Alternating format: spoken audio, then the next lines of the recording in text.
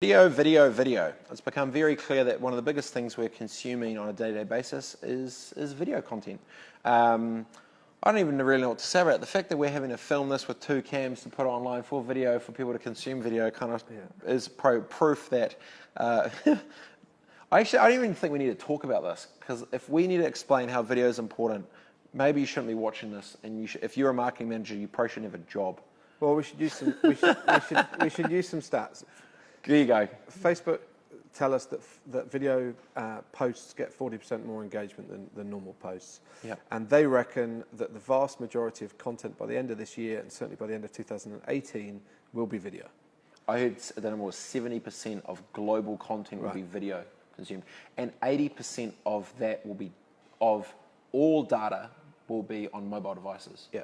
Which is crazy. So essentially the two things in the next 36 months at a full macro level is literally video on mobile devices. And again, it comes back to that Facebook algorithm. The more content there is, their gem is the newsfeed. That's where they make a lot of their money. Yep. So they want to make sure that all the content within that newsfeed is relevant and it's engaging. And if their stats tell them that video is the best way of doing that, then that's the way the algorithm is going to move, and that's the way that we as advertisers and brands have to react.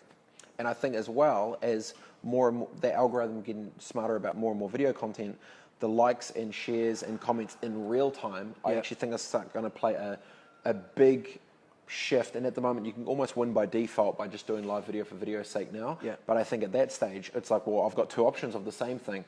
This is better quality. This is more likes engagement in real time. Yeah. So I just think that type of data is going to get smarter and smarter. So, you know, I kind of call it like the world's sort of coming to us. Like, you know, we live and breathe data and video and distribution and content and social and all these other things.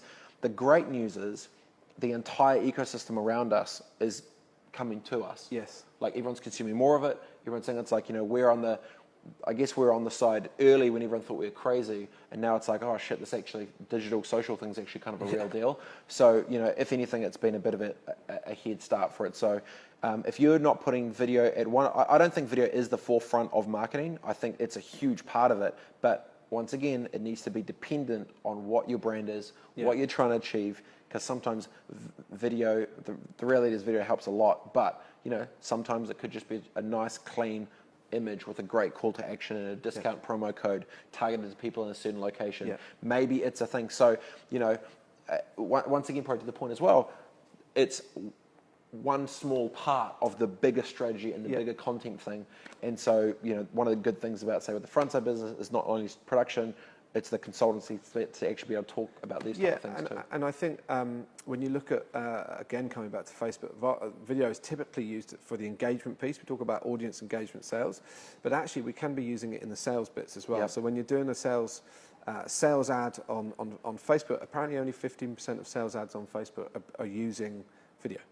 So I see it as not just for the engagement bit, the content bit, but also the sales bit as well. And the production behind it needs to get relevant for the eyeballs of where they're actually sitting. Yeah. So something to definitely look forward to. Video, video, video. It's going to be everywhere. And if you think we're wrong, you're wrong.